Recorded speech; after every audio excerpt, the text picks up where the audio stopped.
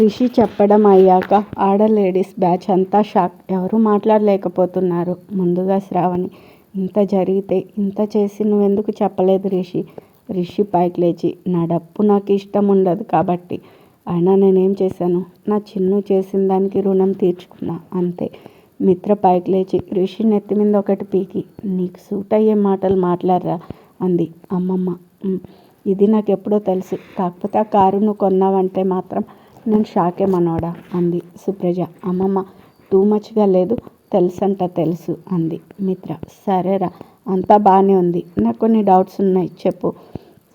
రిషి, చూడు సీఏ పాప, కొంచెం ఇబ్బంది కలగనివి అడుగు. అసలే అందరూ లేడీస్ అంటూ భుజాలు ఎగరేశాడు సుప్పు. మిత్ర, నువ్వు ఆగవే, నన్ను అడగని ముందు. శ్రావణి, ముందు నేను అడగాలి. అసలు కృతి ప్రెగ్నెంట్ అని మీరంతా ఎందుకు దాచారు అని అడిగింది బాధగా. అమ్మమ్మ, నాకు డౌట్ వచ్చిందే, కానీ సుప్పు కోపంగా చూసేసరికి అమ్మమ్మ కామయ్యారు. సుప్రజ, ఆ రోజు చెల్లి మాట తీసుకుంది, కానీ రిషికి మాత్రం తెలియాలి, అందుకే చెప్పా. మిత్ర, అవునరా, నేను ఆ రోజు లెటర్ రాసి మీ అపార్ట్మెంట్ వాచ్మెన్కి ఇచ్చా, నీకు ఇవ్వలేదా? రిషి, అసలు విషయం ఏంటంటే ఆ వాచ్మెన్ నువ్వు ఇచ్చిన లెటర్ ఎక్కడో మిస్ చేశాడు, అందుకే కామ్గా ఉన్నాడు. అయితే నేను ఫ్లాట్ ఖాళీ చేసి వెళ్ళిపోయాక అతను మానేశాడు. నేను ఆ ఫ్లాట్ కొనడానికి వచ్చినప్పుడు పక్కన ఉండే వాచ్మెన్ వచ్చి ఆ విషయం చెప్పెళ్ళాడు. సుప్పు, మరి ఆ వీడియోలు మా చెల్లికి చూపించవాయిక? మిత్ర, అదే కదా నీ తింగరి, అసలు అవేవో అప్పుడే చూపించుంటే ఎప్పుడో కలిసిపోయేవాళ్ళు కదా. అమ్మమ్మ, సేమ్ డౌట్ రమ్మనవడా తెలుగులో. శ్రావణి, ఆంటీ షాక్తో ఏం మాట్లాడలేదు. రిషి, ఆ వీడియోస్ తీశాను నా ప్రేమని నిరూపించుకోవాలని.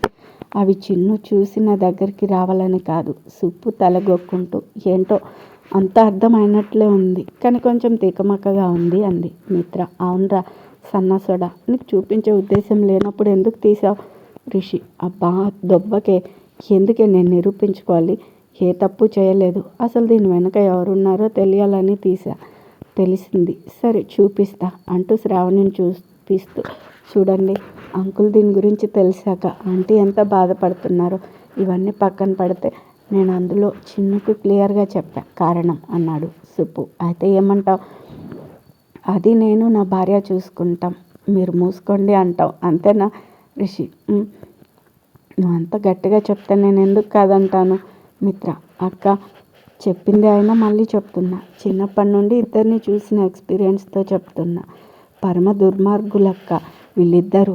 ఏదైనా సమస్య అయితేనే మన ఇద్దరం గుర్తొస్తాం, లేకపోతే ప్రపంచంతో పనే లేదు ఇద్దరికి అని రిషి వీపు విమానం మొత్తం మోగించింది. సుప్పు, అవును, మరి చెఫ్ కాంపిటీషన్లో మా చెల్లితో ఎందుకు గొడవ పడ్డావు? మిత్ర, అసలు ఫైల్ ఎందుకు దాచావు? దానికి కోపం ఎందుకు తెప్పించావు? సుప్రజ, విశ్వ ఏదో కలిపాడని నీ యాటిట్యూడ్ అంతా ఎందుకు చూపించావు? మిత్ర, అసలు నీకు తనతో కలిసి ఉండడం ఇష్టమై కూడా డైవర్స్కి ఎలా ఒప్పుకున్నావు? సుప్రజ, మరే జడ్జి గారు ఏదో వీళ్ళ కోసం మిమ్మల్ని కలిసి ఉండమన్నారు, కానీ ఒకవేళ వేరే ఇంకెవరైనా అయ్యి డైవర్స్కి ఓకే అంటే? అమ్మమ్మ, అవును, ఇంకో డౌటు, నా దశమగ్రహం అల్లుడు ఇంత చేస్తే ఎందుకు వదిలేసావు? ఆ సంజయ్ని అంత ఈజీగా ఎలా వదిలేసావు? రిషి, అయ్యాయా మీ క్వశ్చన్స్ అంటూ తల విదిలించాడు. శ్రావణి, అవును రిషి, ఇవన్నీ సరే, మీ అంకుల్ సంగతి తెలుసు కూడా, ఎందుకు ఆయన ఏమీ అనకుండా వదిలేసావు? రిషి, అంటే అంకుల్తో ఇన్నేళ్ళు కాపురం చేశారు, ఆయన స్టేట్ ఆఫ్ మైండ్ గురించి నేను చెప్పక్కర్లేదు అనుకుంటా.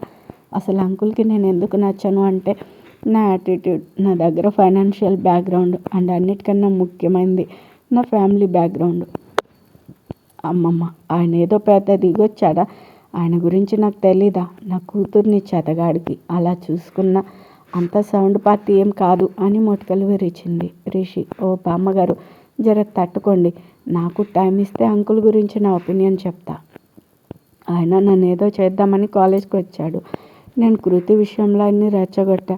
ఆ వయసు అలాంటిది, ఎవరిని లెక్క చేయాలనిపించదు, దేన్నైనా సవాల్ చేయాలనిపిస్తుంది.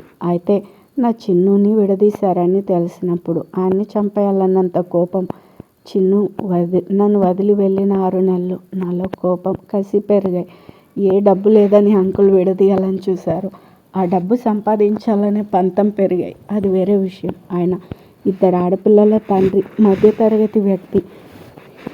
ఏ తండ్రైనా తన కూతుళ్ళని తమకన్నా పై స్థాయిలో ఉండే వాళ్ళకి వాళ్ళనే చూస్తాడు. ఇది తప్పు కాదు. అది కాక అభి వాళ్ళు మీకంటే పై స్థాయిలో ఉండేవాళ్ళు. అందుకే అంకుల్కి చిన్నుని అభికిచ్చి పెళ్లి చేయాలనే కోరిక.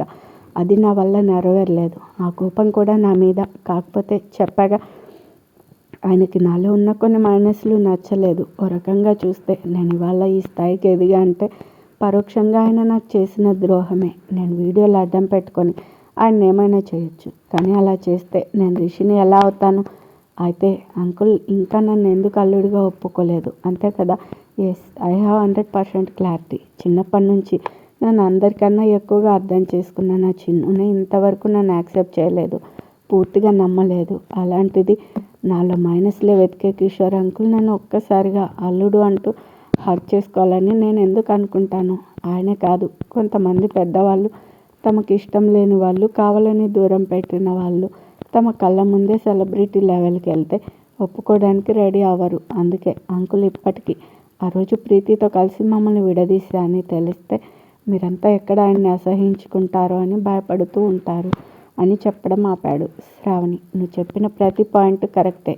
నన్ను అడిగితే నీకన్నా నా కృతిని అదృష్టవంతురాలు అంటాను. ఇంకా మీ అంకుల్ ఇంత చేసినా నువ్వు క్షమిస్తావేమో కానీ నేను కాదు అంది కోపంగా. మిత్ర, రే ముందు అంకుల్ని మార్చే చెప్తా. రిషి, చిటికేస్తే మారిపోవడానికి ఆయన పిల్లోడు కాదు. ఆయన మార్చాల్సింది మనం కాదు, మా ఆవిడ. తనే చూసుకుంటుంది. ఆయన అంకుల్ కూడా నాకు నచ్చేశాడులే. నా చిన్నుని గిఫ్ట్గా ఇచ్చింది ఆయనగా. ముందు మనం మార్చాల్సిన బాబు అదే నా కోబ్రా అని సుప్రజ వైపు చూశాడు. సుప్రజ, రిషి, వినయ్ నా చెల్లి లైఫ్ అలా చేశాడని తెలిసి కూడా తనని నేను ఎందుకు పెళ్లి చేసుకుంటాను అని అడిగింది సీరియస్గా. శ్రావణి, అవును రిషి, పెద్దోడు చెప్పింది నిజమే. వినయ్ వద్దు మనకి. రిషి, సుప్రజ, ఒకటి చెప్పు, మీ ఎంగేజ్మెంట్ ముందు కానీ తర్వాత కానీ వినయ్ నీతో ఎప్పుడైనా మిస్బిహేవ్ చేశాడా? సుప్రజ లేదు అన్నట్లుగా తల ఊపింది. రిషి, తన ప్రేమలో ఏనాడైనా స్వార్థం కనపడిందా నీకు? నిజం చెప్పాలంటే తన స్థాయికి చాలా తక్కువ మీ ఫ్యామిలీ. తను నిన్ను ప్రేమించే టైంకి నేను చెప్పేదే ఆయన వాళ్ళ ఇంట్లో అందరినీ ఒప్పించాడు. ఎందుకు? నీ కోసం, నీ ప్రేమ కోసం. ఇవి నువ్వు తనలో చూడాల్సిన ప్లస్ పాయింట్స్. ఇంకా మైనస్లు ప్రతి మనిషిలో ఉంటాయి. తనకి నా మీద కోపం. అప్పుడు తనది చిన్న వయసు, అంతమంది ముందు కొట్టాననే కోపం. అది పెరిగి బాగా మారింది. సుప్రజ ఆలోచనలో పడింది. రిషి, ఇక నువ్వు చేయాల్సింది నా మీదున్న కోపం తీసేసి ఇష్టాన్ని పెట్టు.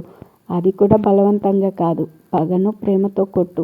అప్పుడు చూడు, వినయ్ని పిచ్చగా నచ్చేస్తాడు, నాది గ్యారంటీ అని ఆపాడు. అన్నట్లు ఇంకో విషయం, మన సుకృషిలు సుప్పు కూడా నెక్స్ట్ వినయ్కి.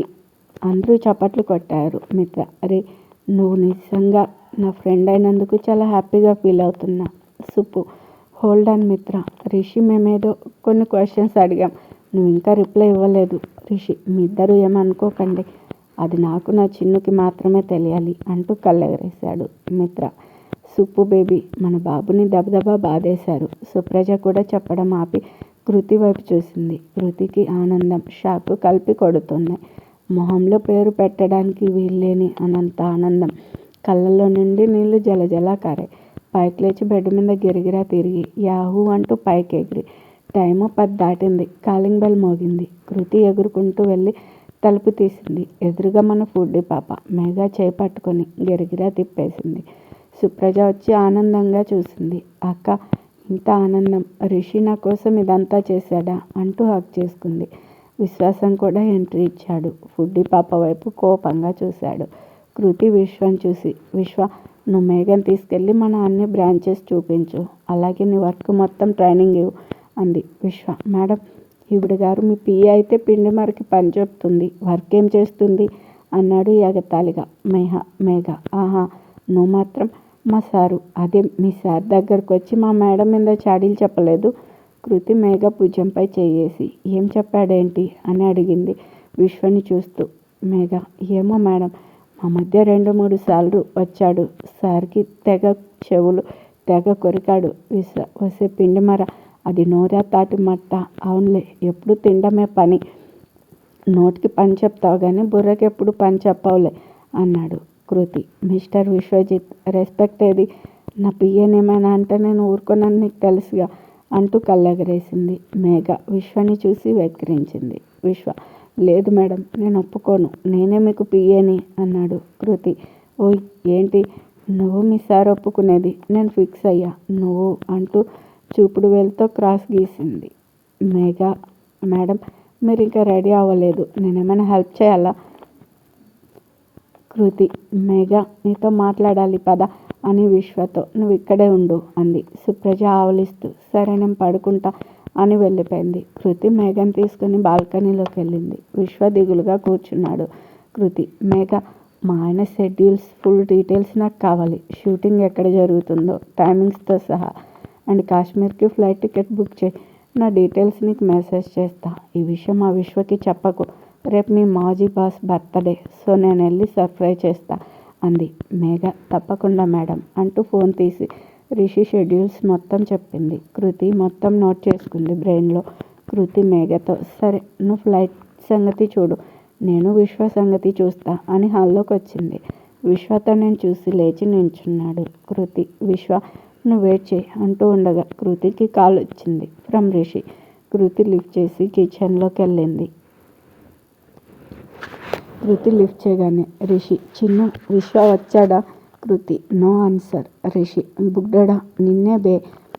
కృతి రిషి వాయిస్ వింటూనే ఉంది. రిషి, హలో చెఫ్ పాప వింటున్నావా? కృతి ఆనందాన్ని లోపల దాచి పైకి నార్మల్గా, వింటున్నా.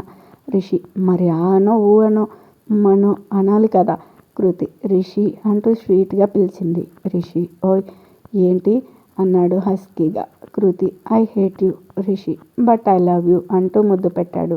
కృతి ఇంకోసారి. రిషి మళ్ళీ పెట్టాడు. కృతి మరోసారి.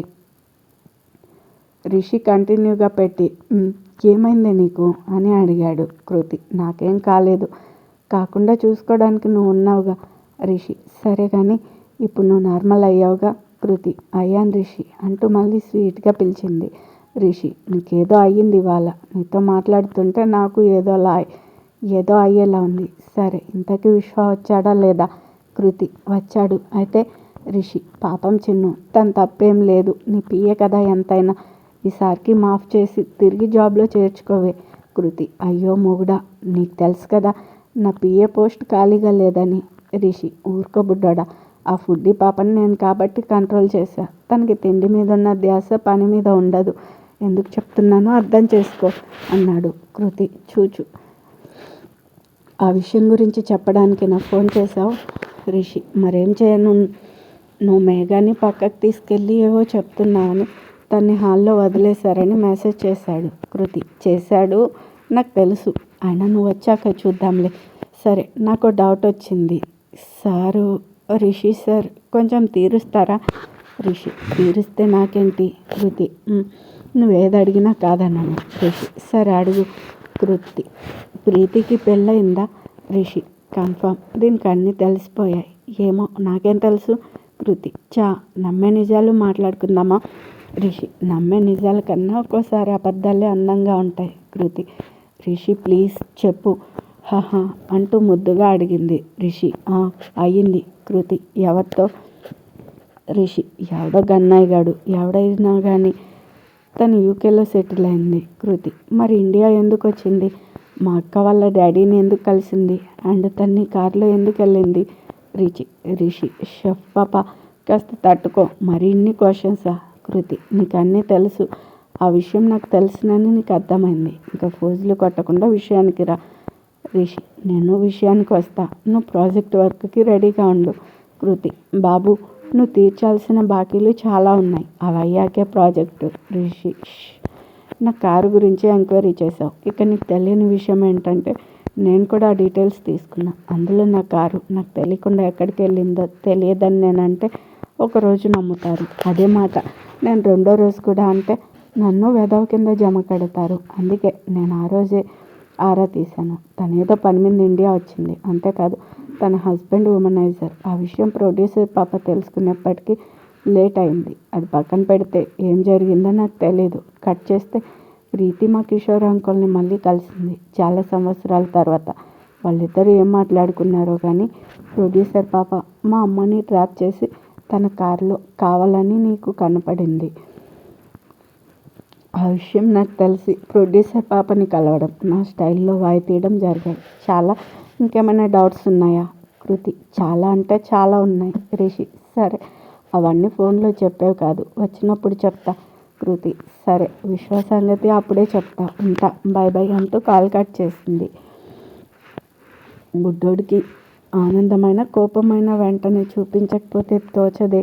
తింగరిడాలి ఏం తెచ్చుతుందో ఏంటో అనుకుంటూ కృతి ఫోటో మీద ముద్దు పెట్టాడు. కృతి విశ్వతో: సరే, మీ సార్ వచ్చే వరకు నువ్వు మేఘకి హెల్ప్ చేయి, కుదిరితే తనకు అసిస్టెంట్గా ఉండు అంది. విశ్వ: మేడం అంటూ నోరు తెరిచాడు. మేఘ వచ్చి మేడం డన్ అంటూ తంబు చూపించింది. కృతి: థ్యాంక్ యూ మేఘ, నువ్వు విశ్వతో వెళ్ళు, తను ట్రైనింగ్ ఇస్తాడు, జాగ్రత్తగా నేర్చేసుకో అంది. మేఘ: ఓకే మేడం, మీకు మెసేజ్ వస్తుంది అని బయటకు వెళ్ళింది. ఏమీ అర్థం కాక అయోమయంతో చూస్తున్న మన పిఏ బాబుతో వెళ్ళు అంటూ చెయ్యి బయటకు చూపించింది. విశ్వ ఫాస్ట్గా కిందికెళ్ళాడు. మేఘ తనని ఫాలో అయ్యింది. విశ్వ తన బైక్ తీసి స్టార్ట్ చేసి మేఘ వైపు చూశాడు సీరియస్గా. మేఘ ఫోన్ తీసి క్యాబ్ బుక్ చేస్తూ ఉంది. విశ్వ తన వైపు చూసి: ఓయ్ పిండి మరా, ఏం చేస్తున్నావు? మేఘ: క్యాబ్ బుక్ చేసుకుంటున్నా విశ్వాసం. విశ్వ: కొట్టానంటే ముక్కు మొహం ఏకమవుతాయి. కాల్మీ విశ్వ అన్నాడు సీరియస్గా. మేఘ: మరి నా పేరు పిండిమర, కాల్మీ మేఘమాల ఆర్ మేఘ అంటూ కళ్ళెగరేసింది. విశ్వ: సరే మేఘమాల గారు, తమరు క్యాబ్ బుక్ చేసుకుని అది వచ్చే వరకు నేను వెయిట్ చేయడం అవన్ పని. ఇవాళకి నా బైక్ ఎక్కండి అన్నాడు. మేఘ: నేనా? నీ బైకా? నోవే అంది. విశ్వ: మేడం కోసం నిన్ను భరిస్తున్నానే, లేకపోతే నిన్నెందుకు నా బైక్ ఎక్కమని అడుగుతాను. మేఘ: అంటే మేడం భయమా? విశ్వ: నీకు మాత్రం సార్ అంటే భయమేగా. మేఘకి క్యాబ్స్ రావడం లేదు, బైక్ ఎక్కుదామంటే చులకన అవుతానేమో అని భయం. విశ్వ: అందుకే ముద్దొచ్చినప్పుడే చంకెక్కాలి అన్నాడు. మేఘ: ఏంటా భాష? ఆడపిల్లలతో ఎలా మాట్లాడాలో మీ ఇంట్లో నేర్పలేదా? విశ్వ చుట్టూ చూస్తూ: ఆడపిల్లలా? ఇక్కడెవరు లేరే అన్నాడు. మేఘ కొరకొరా చూస్తూ బైక్ ఎక్కింది. విశ్వ బైక్ రైస్ చేశాడు. సెల్లార్లో నుండి బయటకి జర్రుమని పైకి తెగని మేఘ వచ్చి విశ్వ మీద పడింది. విశ్వ దున్నపోతూ: ఓయ్ వెనక్కి జరుగు అన్నాడు చిరాగ్గా. మేఘ: నాకు పెళ్ళి కుదిరిందని ముందే చెప్పా అంది. విశ్వ: దానికి దీనికి సంబంధం ఏంటి? కొంపదీసి నువ్వు వచ్చి తగలగానే నేను పడిపోతానేమో అనుకుంటున్నావా అంటూ అటు చూడు అని మిర్రర్ చూపించాడు. మిర్రర్కి అర్థం కాలేదు. ఏంటి అంది. విశ్వ: అద్దంలో నీ మొహం చూసుకో అంటూ బైక్ ఫాస్ట్ పెంచాడు. కృతి ఫాస్ట్గా హుషారుగా రెడీ అయింది. చిన్న బ్యాగ్ తీసుకుని సుప్రజని లేచింది. సుప్రజ లేచి: అప్పుడే లేపావేంటి అంది నిద్రమత్తుగా. కృతి: అక్క, నేను వెళ్తున్నా, నువ్వు లేచి డోర్ క్లోజ్ చేసుకో అంది. సుప్పు సరే అంటూ కృతి వెనక వెళ్ళి డోర్ క్లోజ్ చేసి వచ్చింది. పాపం నిద్రమత్తులో కృతి చేతిలోని బ్యాగ్ కానీ, కృతి అంతా క్యూట్గా రెడీ అవ్వడం కానీ ఏమీ గమనించలేదు. కృష్ణ లీవ్లో ఉండడంతో తనే కార్ డ్రైవ్ చేసుకుంటూ బయలుదేరింది ఎయిర్పోర్ట్కి. కారు పార్క్ చేసి హడావిడిగా లోపలికి వెళ్ళింది. బోర్డింగ్ పాస్ కోసం వెళ్తూ ఎవరినో గుద్దేసింది. సారీ అంటూ చూసేసరికి ప్రీతి.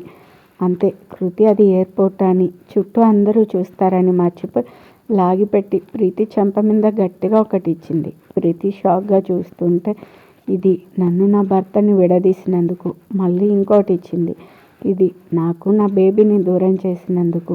నెమ్మదిగా కొందరు చూస్తూ దగ్గరకు వస్తుంటే, కృతి: ఏంటే, నా మొగుడి కారు ఎక్కి నా ఎదురుగా వెళ్తే నాకు కోపం వచ్చి రిషికి డైవర్స్ ఇచ్చేసి దూరంగా వెళ్ళిపోతాననేగా నీ కన్నింగ్ ప్లాను.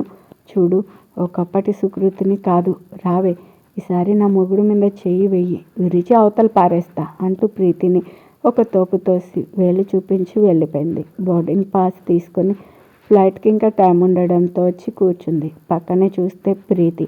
కృతికి మెంటల్ లేచింది. నువ్వు అయిపోయావే, నేను హ్యాపీ మూడ్లో ఉండి నిన్ను వదిలేశాను అంటూ పైకి లేచి జుట్టు పట్టుకుంది. ప్రీతి ఏడుస్తూ తన పక్కనే ఉన్న ఒక ఆమె ఒళ్ళో పడుకున్న బేబీని చూపిస్తూ, నీకు చేసిన ద్రోహానికి నాకు శిక్ష పడింది. నా బేబీ తను 1.5. తనకి మైండ్ ఎదగదని డాక్టర్ నిన్ననే కన్ఫర్మ్ చేశారు అంది. కృతి ఇంకా కోపంగా చూస్తూ ఉంది. ప్రీతి: కృతి, నా అందం, నా ఆస్తి నాకు అహంకారాన్ని పెంచాయి. నేనేది అడిగినా మా ఇంట్లో వాళ్ళు కాదన్నారు. రిషిని చూడగానే నేను ఫ్లాట్ అయ్యా. మీ డాడీతో కలిసి మీ ఇద్దరిని విడదీశాను. అయినా రిషి నీడని కూడా తాకలేకపోయాను. రిషి నీకే సొంతం. తను వేలల్లో ఒకడు. నాకు పెళ్ళయి నేను ప్రెగ్నెంట్ అని తెలిసాక అప్పుడు తెలిసింది నా హస్బెండ్ ఉమనైజర్ అని. ఎంతో గొడవ పడ్డాను, ఏడ్చాను. తను మారలేదు. నేను నెల క్రితం ఇక్కడికి వచ్చాను. ఒకరోజు